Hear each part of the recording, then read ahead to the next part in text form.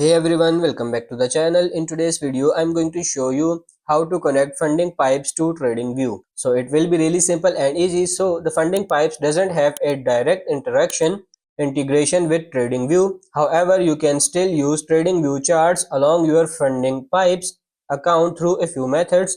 First is trade logger integration. So funding pipes offer a trade local platform that includes a TradingView overlay. This allows you to use TradingView charts directly within the Trade Locker platform. And the second method is third-party trading platform. Funding pipes support platforms like CTrader and DXTrade, which have TradingView integrations.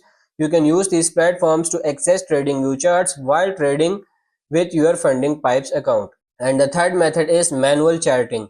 You can use TradingView independently to analyze chart and identify potential trading opportunities.